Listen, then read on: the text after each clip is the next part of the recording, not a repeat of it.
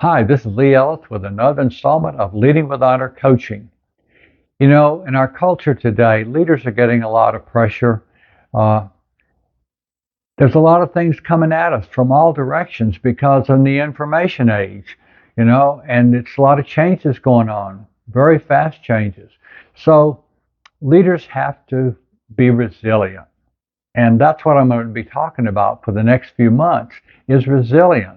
I want to help you grow more resilient, but also really help you help your people grow more resilient. I think that's going to be one of your goals, and I hope it will be. I'm trying to do that now. Well, to be resilient, you really have to believe in yourself. That's the foundation of all your leadership is believing in yourself. And it's the foundation of resilience, I think. In the POW camps, fighter pilots and air crews generally have to believe in themselves.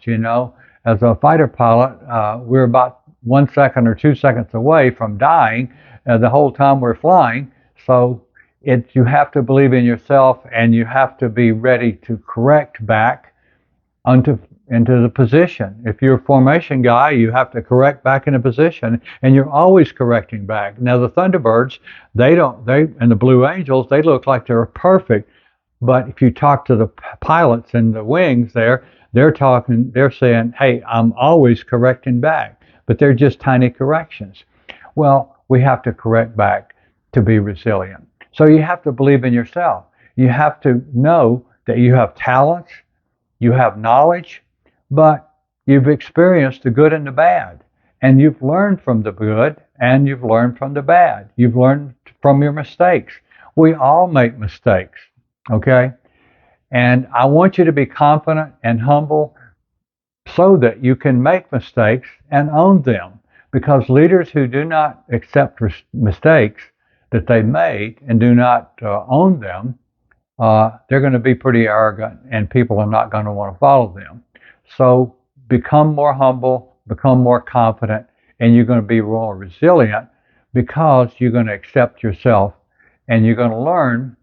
And it's really important to learn from your mistakes and your successes. Learn what you did was right and put that in a list in your mind, and write it down, and learn what you did that was a mistake and write that down and try to coach yourself not to make it again.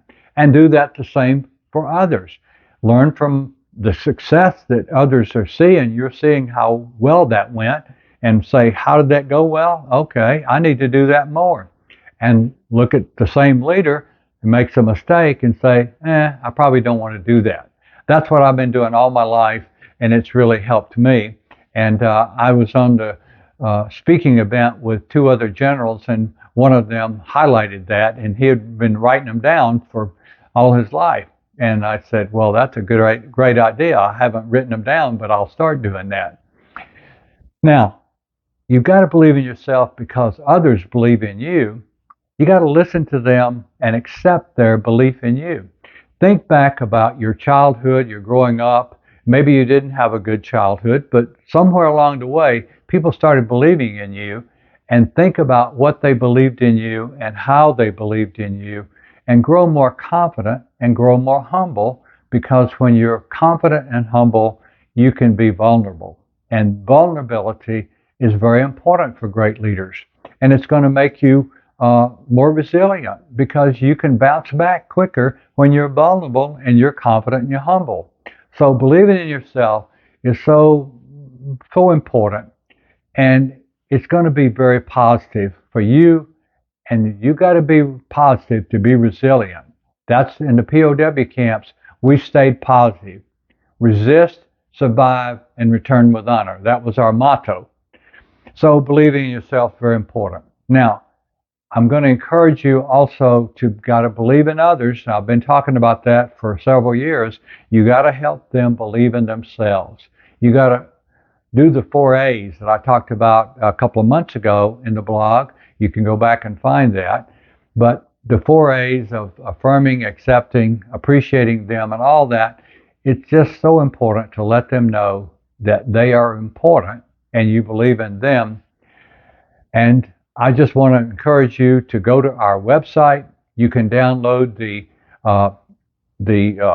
one-page handout.